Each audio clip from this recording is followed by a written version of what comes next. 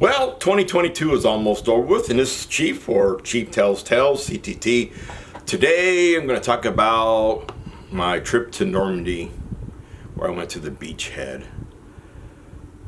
For the longest time, when Americans brought their cars over, we had to use our stateside plates, and we kept protesting, I'm not protesting, but telling our government and the German government that, hey, we're being singled out, and plus with all the terrorism since turn of the century, it's gotten worse. So Germany finally caved in, show and tell today, and we finally got our German or European Union style plates, so to speak. But, however, instead of getting Germany, USA, with the NATO symbol right below it. Yeah. Well, at least we got, so you have to get really close to see USA, not unless you got real good vision. So that was a bonus when I got over there. I didn't, like I said previously, excuse me, I ordered a car, ordered the Jeep. It arrived, so then I had to get German plates. And then also, they also insisted that if we wanted to travel in Europe now, you have to go down and get your international driver's license, because you just do, because German government said so. That wasn't so difficult. All I had to go down is with a, I can't remember if they took my picture, or I think I had to provide my own photos. So you had to get like a passport style photo. No, I'm not going to show my international driver's license. Yeah, I had to go get a passport photo and provide it myself. So I decided one summer's early spring, I can't remember which, that I was going to go to the Normandy Beachhead. Got online, and I'm like looking at the towns, and the major town for the Normandy area is still Bayeau. And if anybody knows anything about Bayeau, it's the place where the Bayeau tapestry is. Show and tell again. And I bought the book of the tapestry, so you can see down below what I'm talking about. And I got online, like I said, I got all kinds of things in here too, to stay at. So I got online, found a nice, reasonable price hotel in euros to stay at, and I left on a Sunday. Yeah, I arrived on a Sunday, so I drove all day Sunday. Now, I was warned that France is terrible for tolls on their roads. They aren't kidding. I think I spent 50 euros getting to Bayeau before I got off the main highway. I mean, it was just like you'd be cruising for maybe lots of kilometers, so to speak, and all of a sudden there's a toll, and that one would be like 12 euro, and then you could drive like about 10 kilometers, and there's another toll, and that would be like 2 or 3, and I was running out of change by the time I got off. And like I said, I spent about 50 euros, and I also printed instructions because I had to drive through southern part and the western part of Paris. And the instructions that I got off of Google were very explicit, because it says, I remember this exactly, is that you'll get on this road, it said, you'll be on this one main highway, and you'll take a curve that will curve out west and up to the north, some kind of directions like that, and you'll immediately see a sign for stating whatever. Man, they weren't kidding. I got around that little curve, and bam, there was the sign right there. And I can't remember what time of the day I was driving through Paris, but it was just like really strange, because the road I was on that I had to stay on, it then whipped around back to the west, and we were 2 lanes. So we were 2 lanes, and all of a sudden a lane came into here later, and not further up the road, another lane came from this side. But then all of a sudden, this lane disappeared, and then these two, and it was just like no worse than the United States. But people, at least over in Europe, they know how to do the zipper effect. You know, this car, this car, this car, this car. So we got through that rather quickly. And, but like I said, after being on that, I was like, man, I cannot afford to do 50 euro again in tolls on the way home. So while I was in Bayeau, I bought a simple map of France to figure out a different way to go home.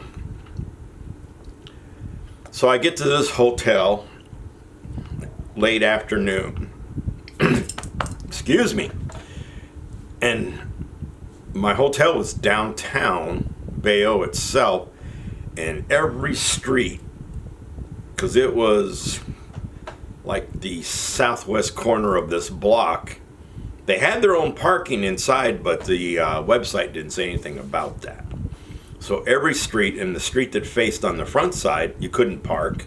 So I had to park, and had to park all the way down this street, all the way down to the east, and it was near an orphanage. So then I walked to the front desk. Lovely looking blonde French woman, French young lady there.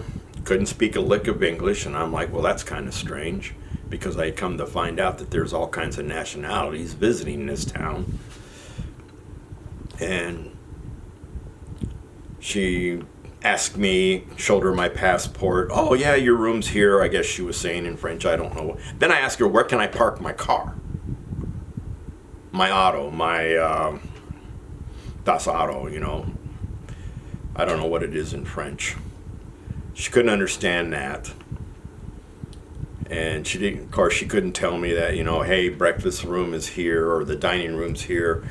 She pointed out, she mapped out where I had to go to my room, because it was like on the second floor, but it was above the parking for this place. We'll get back to that later, plus the dining room. And so I check in on a Sunday, because I think I was there Monday through Thursday looking at stuff, and I wanted to get home by the weekend, or at least on Friday I think it was, and that way I'd have the weekend to recover before I went back to work. So I had fun. Like I said, I went to the Bayeau Tapestry. You go inside there, they give you a listening device that has your language in it, and then you just go down. It's a big long tapestry in a U shape.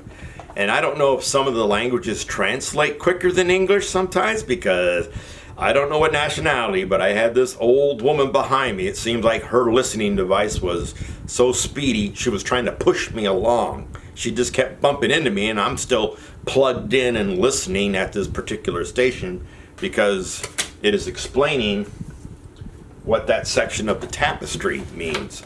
I mean, and I bought the book, as I said, so I mean, you're going down the line and you're looking at this section of the tapestry, and it's explaining it to you. And I had fun, because there was a busload of British nationals there, and they were having all kinds of fun. If anybody knows anything about British people, they love to have a good time. So I bumped into them in a couple other museums, and war museums related to, of course, mostly World War II, because Bayeau was the first town of its size, or city of its size, to be liberated when we invaded back in 1944. And the Bocage, they are not kidding. I drove down some of the same highways and roads that you see in all the movies, or that you hear talk about. And of course now it's like about 12, 15 feet high, and you're driving down a tunnel. So when you're going down that road, you can't see a tank barrel. So that's why we lost a lot of tanks, you know, driving down this road, and all of a sudden, bam, you get to an intersection. Bam, bam, you're hit from the side to the side. I didn't get to go inside any of the fields. I went to Utah Beach. That beach was flat.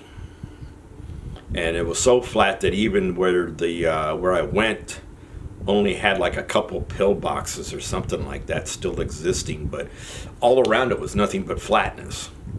So that was a perfect beach. I mean, it was a nice smooth beach. they didn't have to, as I think if you've seen The Longest Day, they actually landed on Utah Beach, and it was flat. You just step out off the boat, when you cross the sands, and you're inside Normandy. Went to Omaha. I went there to observe high tide and low tide. So I spent most of one day at Omaha by itself, because they got the big cemetery there. They got a museum attached to the cemetery, and most of that is funded by the U.S. since it's our grave site, and part of the museum I think was funded by the French. So I think mostly, I don't think I had to pay there. I think it was like free for Americans, but I think other nationalities had to get charged. And I mean, you stand there on the cemetery, and the cemetery is, if you're in the ocean, it's on the very far left of Omaha Beach, down there where the 29th Infantry Division was supposed to land. And then Big Red 1 landed on the right-hand side of the beach. Attempted to. Of course, everybody got mismatched. So stayed up above, walked the cliff line. You could actually walk down the cliff, get to the beach, and then walk. And then, of course, I had to walk back up to get to my car. But I mean, that cliff was rather steep, and Germans were just looking down on you. And I see this is going to be a two-parter. So I mean, and watching low tide when they landed that big stretch of beach, so the obstacles wouldn't be underwater. Treacherous. And it was really funny when I got down to the beach itself. I'll have to get my box of rocks. I got a bunch of rocks from excuse me, I got a box of rocks from Omaha Beach. And the French have built at least down where the Big Red 1 landed, they built a seawall, a new seawall, and put a sidewalk and a road there. So I was walking along the beach, and I heard a shovel digging, and I'm like, who's digging? So I guess the tide comes in where the sand and the rocks go over that beach wall and get into the sidewalk, because the sidewalk had sand and rocks in it.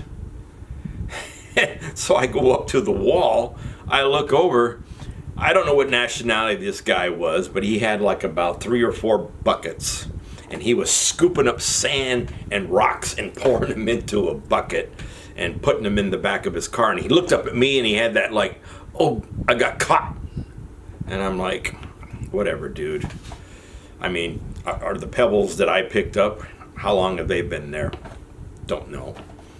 But as you know, I pick up big stones wherever I go, at least a couple of places. So I'm going to close it here because I'm looking at the time. So I'm going to do part 2 next year of my wonderful trip to Normandy and my wonderful exchange with the hotel manager when I finally leave. And so much misinformation. And I'll talk about a little bit of the cuisine because I was almost starving there. So that's it. Happy New Year. Remember, freedom is not free.